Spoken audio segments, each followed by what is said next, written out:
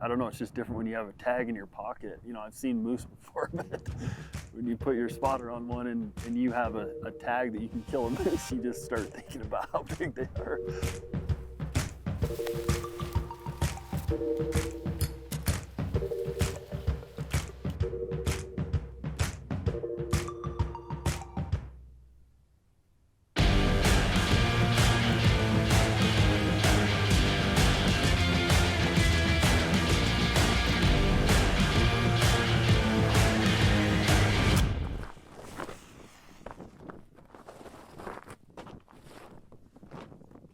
So where that bull came down into that draw,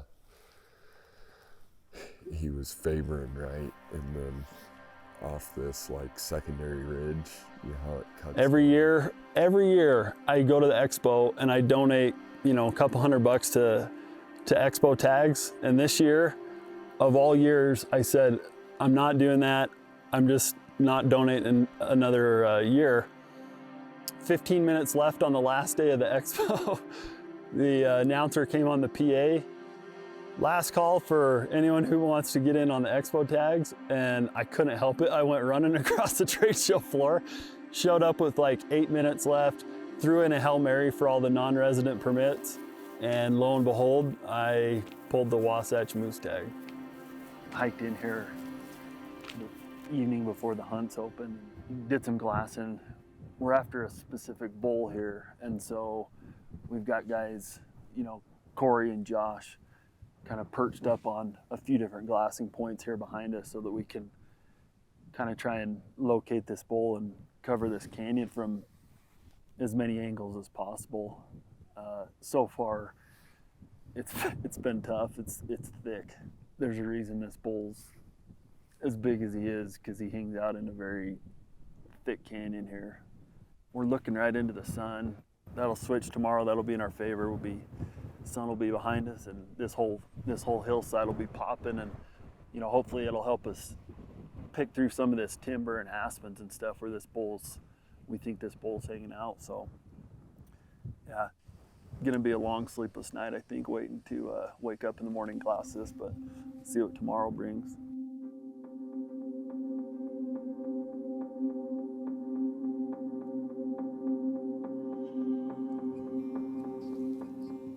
Yeah, they do. Almost saw him with my bare eyes. All right. Yeah, I'll look over him here. I don't think he's quite the one. Not opening morning, but all right. I mule deer hunt a lot, and I play this game where I'm not allowed to eat my breakfast in the morning until I find a buck, right? And in this case, a bull moose. And about 5 minutes ago, I was thinking that's a pretty dumb idea, because there's just not, you know, these moose are hard to find in here. Well, now we found a bull that I'm not sure is the bull we're after. But you're also not sure that it's not. And I'm not sure that it's not. And I really just want to run a bullet through it. But maybe I should just eat my breakfast and just shop around a little bit.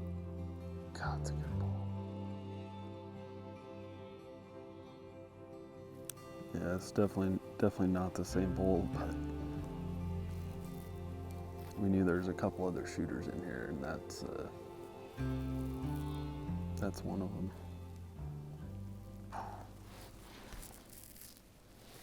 Got a lot to think about there. It's tough watching that bull walk into the trees.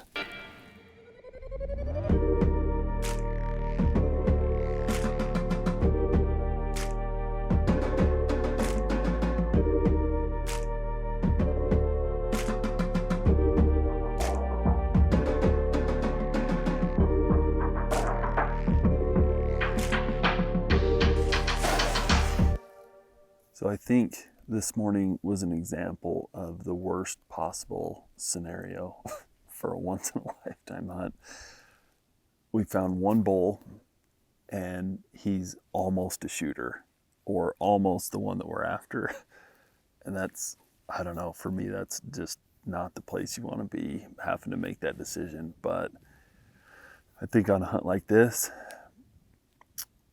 there's some things about him that are awesome. He's got a really, I mean, he's a mature moose. He's a big bull, but you know, just some things that I'm looking for, and he doesn't quite have them. And so instead of, you know, maybe next trip or, you know, even 4 days from now or something, you know, our tune might change. But like first thing opening morning,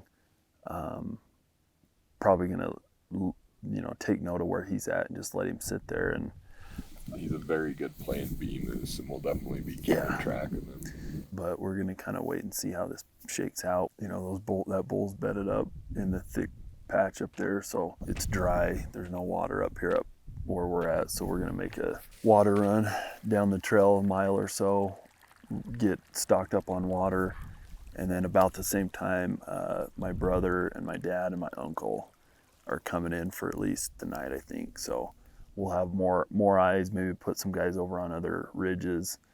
You can sit and look at this dog hair timber all you want, you know, but there's just... It's a waiting game at this point for one to step out. Yeah, we just... Right one. You know, no use sitting around. I think we're gonna go get a little bit aggressive and get us into striking distance so that if he pops out or we have a good view of him, we, you know, we're in a position where we can put a bullet in him if we want. So it could get exciting here.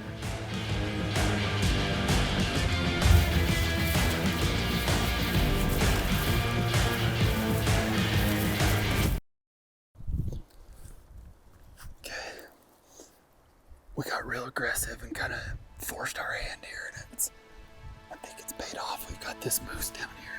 It's about 400 yards probably. Doesn't know we're here. 275. It's only 2.4 MOA dial up on a moose. I'm just trying to make sure that that's our guy, the one that we came over here for. That's probably him, man. He just has a single on his right. Yeah, that's probably him.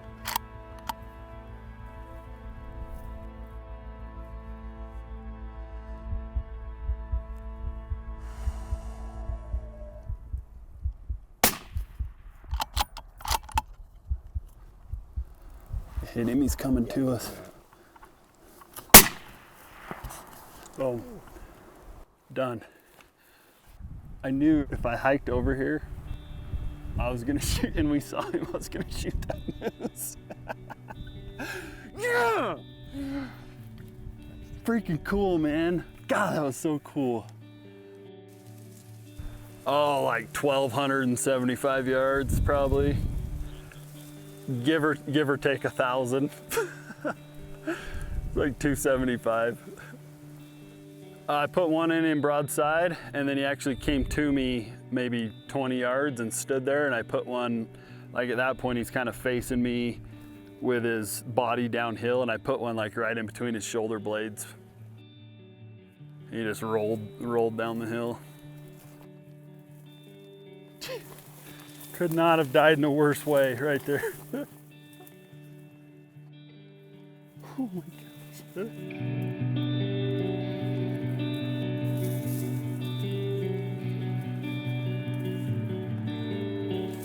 gosh. What have we done?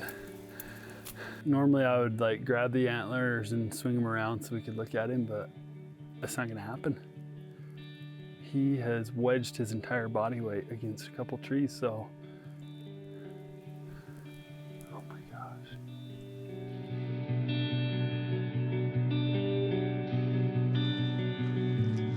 Oh my word, dude. Dude, they're so big. Are you serious? Yeah. Congrats, buddy. Yeah, buddy.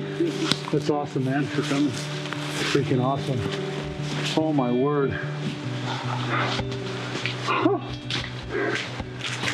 I wait for his antlers to clear, and just like at this point he's facing me and kind of downhill pretty hard, and I just squared up his two shoulder blades.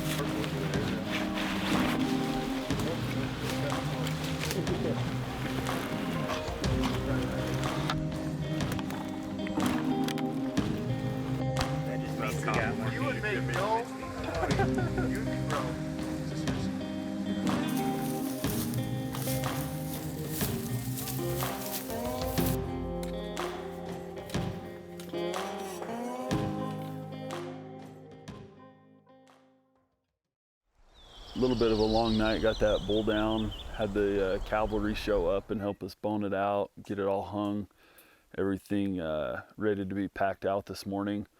Got packed up to camp. We've got to head out, you know, the original way we kind of came in so that we can come in another way that's a little closer. Okay. Yeah, it's one of those mornings you wake up a little bit sore and then you realize that you still have a full day of packing a moose out, so it's going to be fun.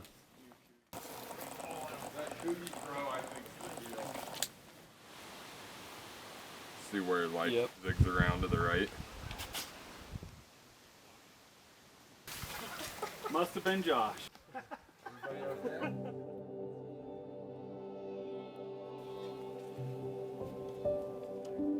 Man, I'll tell you something else. I haven't said this on camera, but my grandpa passed away a couple days ago.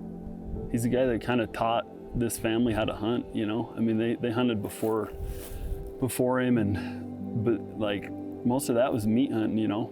My great grandpa, like they hunted for meat because they needed it. And grandpa really got into it. He had a guiding business. He helped other people get into hunting. Never went on a moose hunt in his life. To my knowledge, he never saw a moose in his life. You know, just grew up hunting mule deer down in southern Nevada. I feel like if he's younger and I still had this tag, this would be something he'd want to come experience. It's times like this, you know, you reflect back on how you get into the sport, you know? And he's basically the reason I got into this and why I love it so much, and hunted with him when I was a kid many times. So this is a special moment.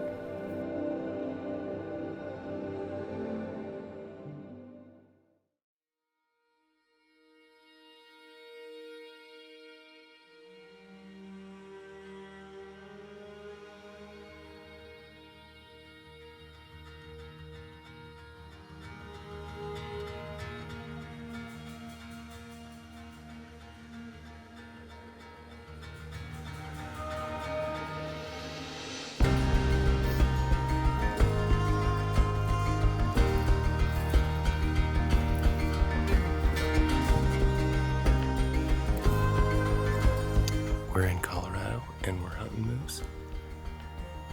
We just saw us a cow. This time of the year, you'd hope there's a bull around here, but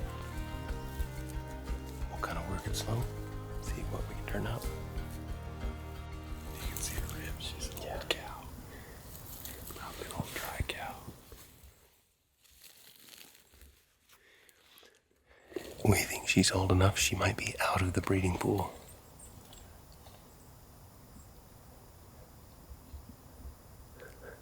Moose, not quite as spooky as elk.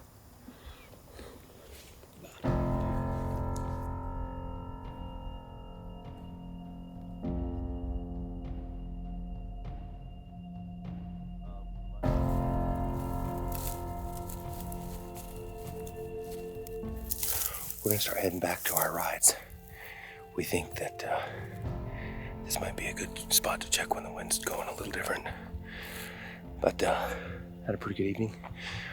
We were driving over here to check this spot out. Saw a cow, it was pretty cool. It's a good start. At least we didn't get skunked on day one.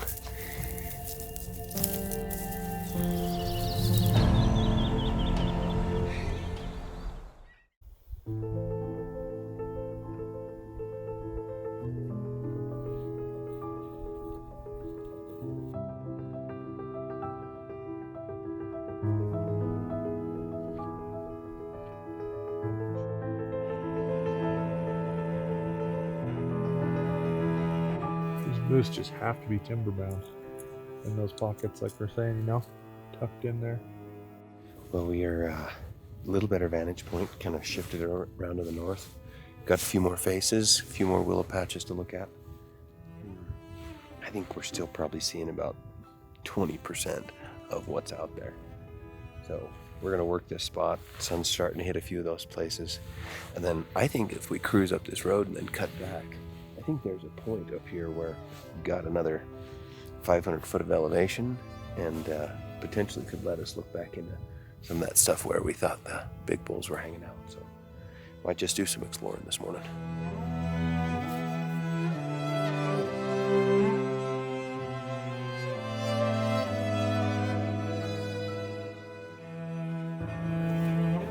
There's a really good point up there that I've seen people sitting on.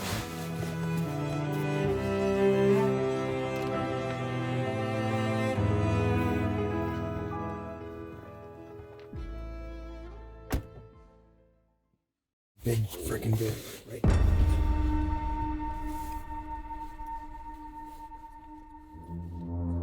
I can't believe this. Dude, we've been looking for elk all over. Or moose. We've been seeing elk all over. It's a pretty nice bull. He's got forks up front. Doesn't have a lot of points on the top end. One paddle's wider than the other.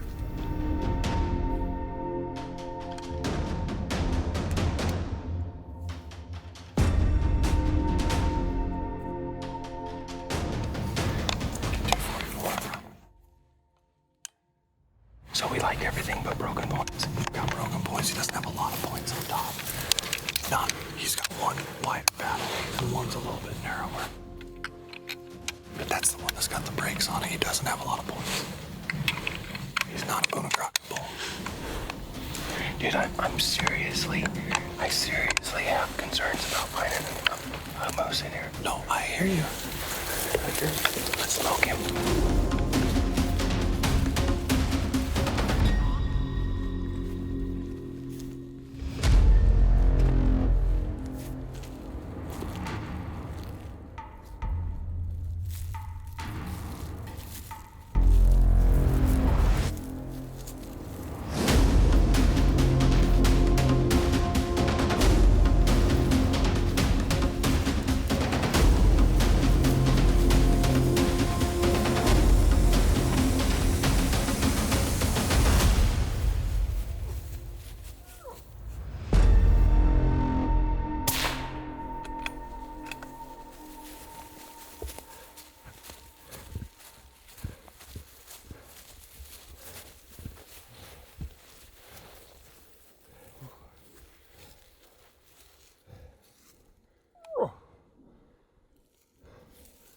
Let him turn. It's a good shot right in the lungs. He's going down.